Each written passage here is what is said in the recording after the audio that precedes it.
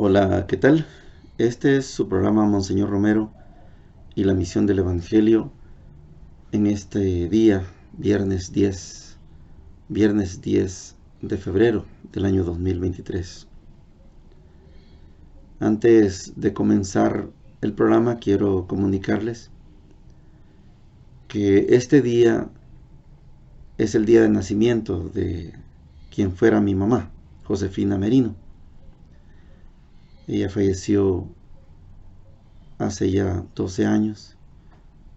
Pero el recuerdo sigue en el corazón, así lo sentimos todos los familiares. Y el día de hoy también va a ser sepultada la que llamamos en la comunidad de base, llamamos la matriarca de los Pérez, la esposa de don Francisco Pérez, Mamá Lola, le decíamos. Ha terminado su ciclo de vida, ha llegado a su final y vaya para toda la familia Pérez y a toda la comunidad de Eclesial de Base de Zacacoyo. Nuestro abrazo, nuestro sentimiento, porque nos corresponde dar cristiana sepultura a una de las personas que más colaboró, que más apoyó el proceso que iniciamos en Zacacoyo en 1993. Dios les conceda a mi mamá y a mamá Lola el descanso eterno. Así sea. El día de hoy en la homilía de Monseñor Romero vamos a avanzar en esta segunda y tercera parte, segundo y tercer pensamiento, que como es la homilía quizás de las más cortas que hemos tenido, solo nos queda el día de mañana y seguramente el día lunes estaremos finalizando esta homilía. Es una homilía cortita, no como las otras, ha sido muy larga. Esta desarrolló 3 pensamientos. El primero de los pensamientos, el Monseñor lo desarrolló diciendo: Jesús es la salvación de Dios en la historia. El segundo pensamiento fue: por María tenemos a Jesús. Este lo va a tocar hoy, lo termina hoy, y va a entrar al tercero, que se llama: María sigue siendo el signo de la salvación para todos los tiempos. Yo sé que muchos y muchas de este programa no son católicos, entonces puede ser que no estén familiarizados con esa terminología, y con todo el respeto. Pero como estamos en el Adviento, es la homilía del último domingo del Adviento de 1979, es imposible no hablar de María, de Santa Isabel, es imposible no hablar de Juan Bautista, porque es el Adviento, es el momento en que está preparándose el nacimiento del niño Jesús. El tercer pensamiento entonces lo va a introducir, lo va a empezar a tocar: María sigue siendo signo de salvación para todos los hombres. De aquí yo extraigo el pensamiento para hoy, la frase del día, y dice lo siguiente: no es mentira ni figura lo que se dice en horas tremendas como las que está viviendo nuestra patria, que estamos viviendo una hora de parto. Es verdad, en la historia hay horas de parto para los pueblos, horas en que el alumbramiento es difícil. Ha de nacer un hombre nuevo, ha de nacer un país nuevo, ha de nacer un país según el corazón de Dios, y sin darnos cuenta, todos estamos colaborando en el dolor de este alumbramiento. Todos, con la fe en el destino de la historia que Dios ha puesto. Esta es la frase para el día de hoy, la frase de Monseñor Romero. Para la patria estamos en un dolor de parto. Viene un tiempo nuevo. Así lo soñó Monseñor Romero. Homilía del 23 de diciembre de 1979. Oigamos a Monseñor. Ojalá que en esta mañana en que estamos reflexionando que solo en Jesús hay salvación de Dios, veamos si de verdad nuestra religión adora al verdadero Jesús o nos hemos mistificado un Cristo que no es el de la verdadera salvación de Dios. Que María nos enseñe con su fe a conocer esa verdadera salvación. Y por eso el segundo pensamiento es: por María tenemos a Jesús. Y María, en el proyecto de la salvación de Dios, nos lo presenta el documento de Puebla en esta bella expresión. Por medio de María, Dios se hizo carne, entró a formar parte de un pueblo, constituyó el centro de la historia. María es el punto de enlace del cielo con la tierra. Sin María, el Evangelio se desencarna, se desfigura y se transforma en ideología, en racionalismo espiritualista. María pues le da a la redención el sentido que Dios quiere. El Evangelio de hoy pone en los labios de Elizabeth el saludo de todos los siglos. El esperado es ya fruto de las entrañas de María. Bendita tú entre las mujeres y bendito el fruto de tu vientre. Hasta los paganos presintieron la llegada de esa mujer admirable. Por ejemplo, cuando el poeta romano Virgilio, en uno de sus poemas que parecen casi una profecía de Isaías, le dice: mujer misteriosa, incipe parve puer, risum cognoscere matris. Comienza, tierno niño, a conocer la risa de tu madre. Es una madre bendita en la cual se ha dado cita todo lo humano, toda la necesidad de la humanidad. Cuando María recibe el anuncio del ángel, si quiere ser madre del Salvador, María va a ser la responsable de toda la humanidad. Aquel fiat, hágase en mí según tu palabra, no es solo de aquella muchachita de Nazaret, es la voz de angustia de todos los pueblos que necesitan redención. Se podía decir que esta zozobra, esta crisis, este espanto de El Salvador en 1979 pesaba con toda su angustia en los labios temblorosos de María. He aquí la esclava, ven a salvar a este pueblo, ven, el Salvador te necesita la historia, te necesitan los pueblos.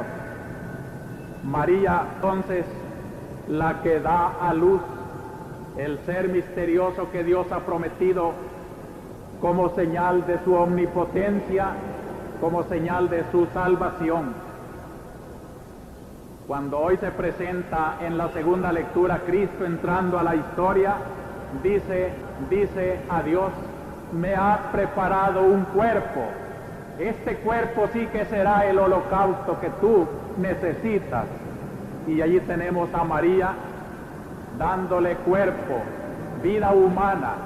Como toda mujer da vida humana a su hijo, María le está dando todo el ser humano, aquel que por otra parte es hijo de Dios, para que en sus miembros humanos cargue la responsabilidad de todo lo humano y lo purifique con su sangre, que por pertenecer a Dios es sangre divina, es redención de Dios. Hermanos, este es el gran misterio que la teología ha llamado con un nombre un poco raro, pero que expresa toda la profundidad.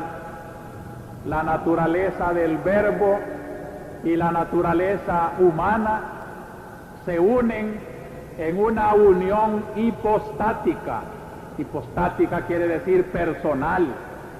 Una sola persona, la segunda de la Santísima Trinidad, el Verbo, no solo tendrá ya naturaleza divina, naturaleza de Dios, sino que podrá decir una naturaleza humana: mis manos de Dios, mi llanto de Dios, mis lágrimas de Dios, mi sangre de Dios, porque en lo humano Jesús no tiene persona.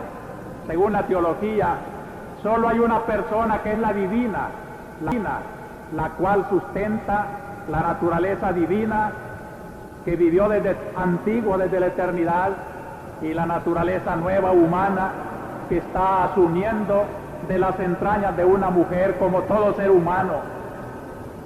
Esta unión personal hipostática es el secreto de la salvación de los hombres.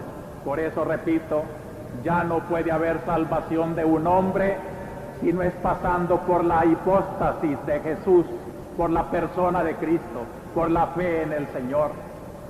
En esta mañana hemos de pedir a la Virgen que todos aquellos que trabajan por la liberación del pueblo no se aparten de esta fe, sino que sientan que esta fe les da la verdadera grandeza, el verdadero destino, el origen y el fin de todo lo que Dios quiere para la felicidad de los pueblos.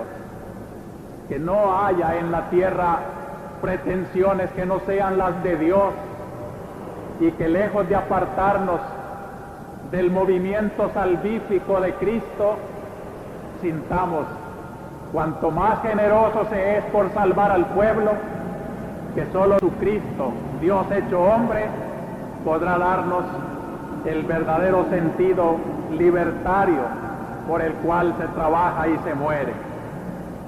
Finalmente, hermanos, el tercer pensamiento en esta reflexión: María, signo de salvación en todos los tiempos. Aquel momento de su alumbramiento pasó y lo vamos a conmemorar en la noche de Navidad.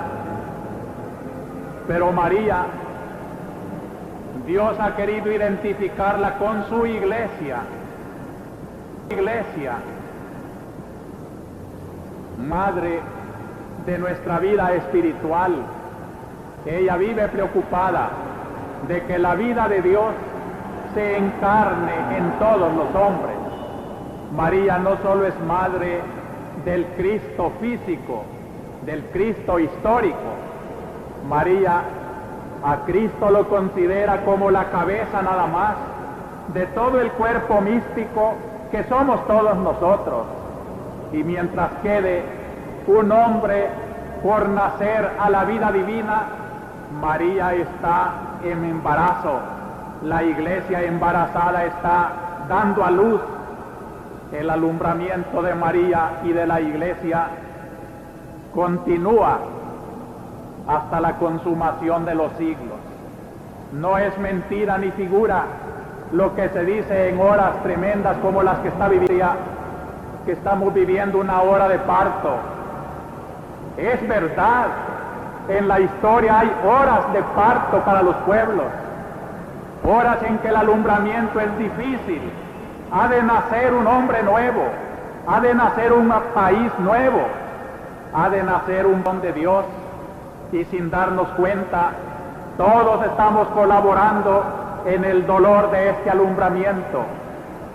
Ojalá todos, con la fe en el destino de la historia que Dios ha puesto.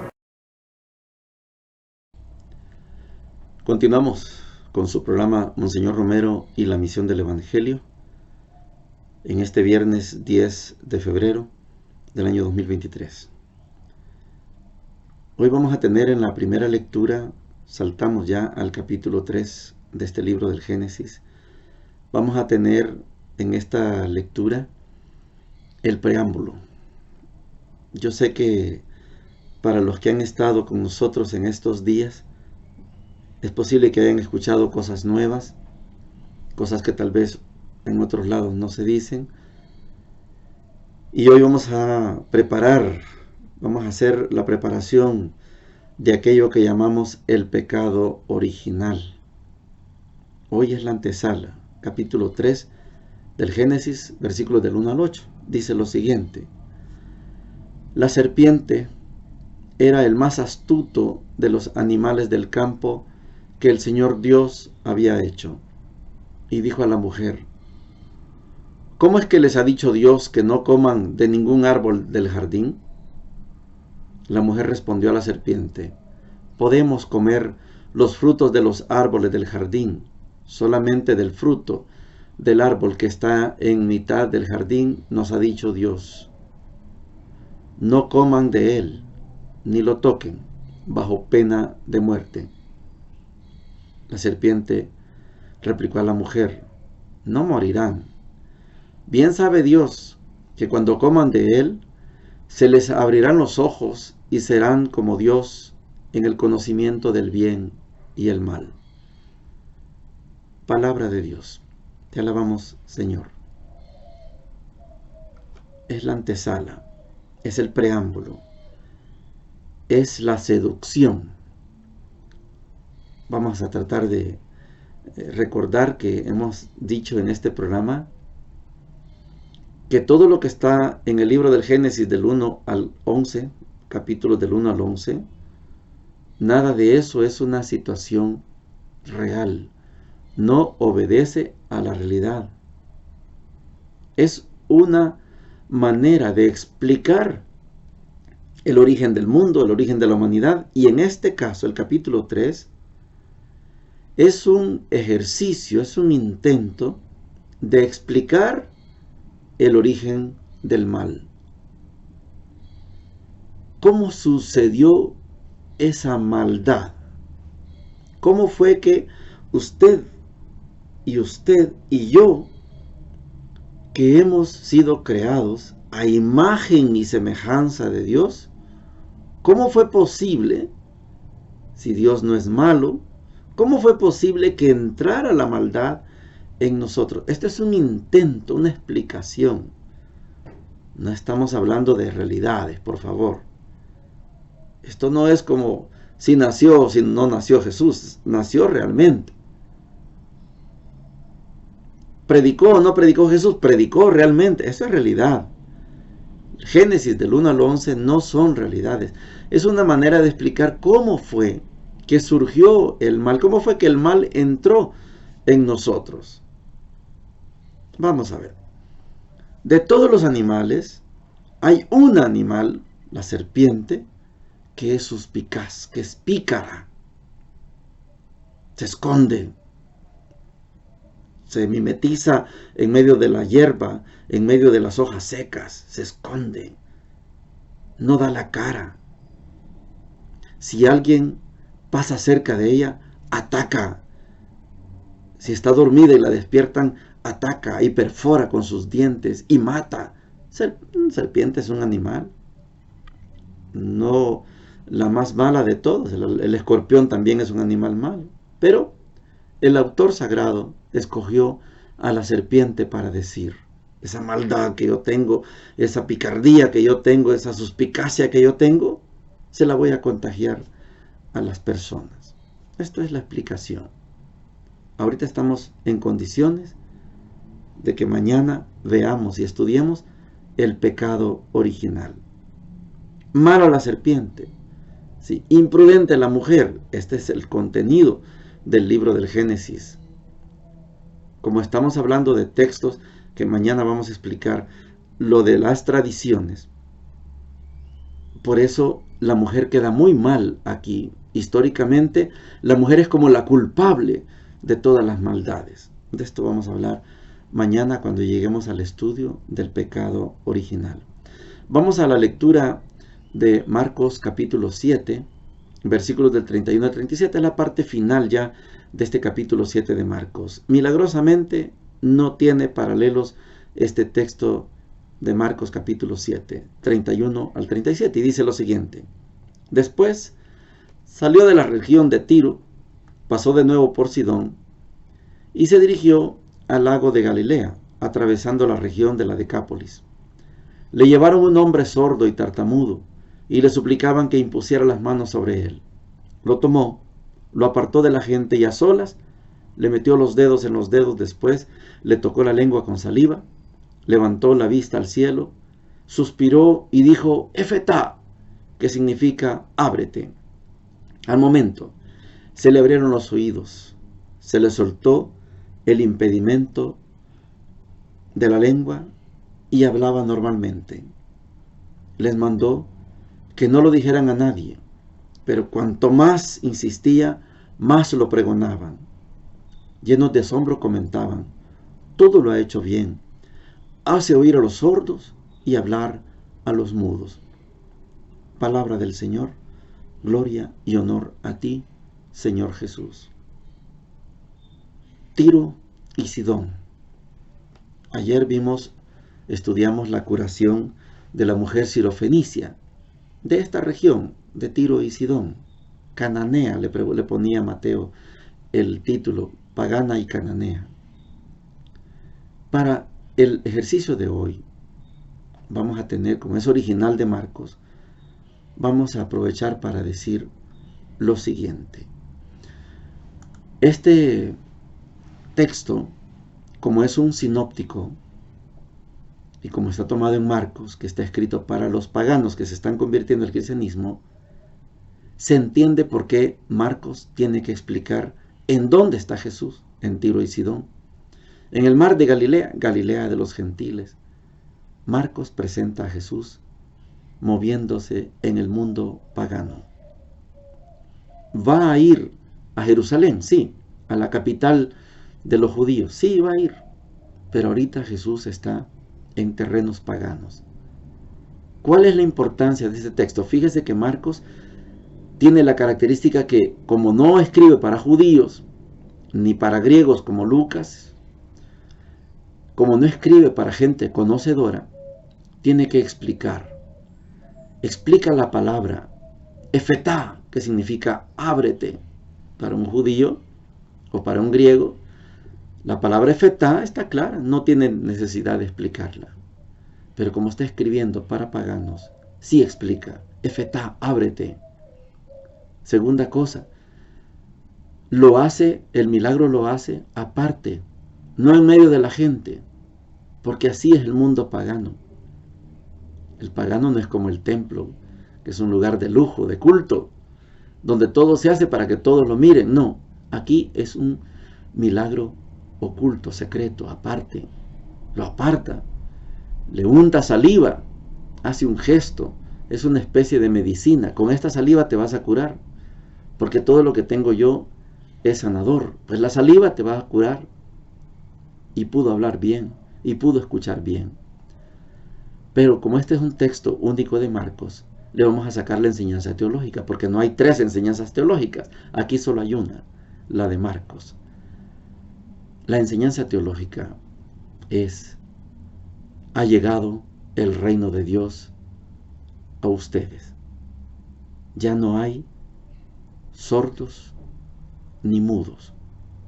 Dios incorpora, saca de la marginidad o de la marginalidad a las personas sordas y mudas. Pero no se lo digan a nadie. Este se llama secreto mesiánico. La intencionalidad de Marcos en este momento es decir, comenzó el reino de Dios en medio de todos ustedes. Esto significan los milagros en los sinópticos.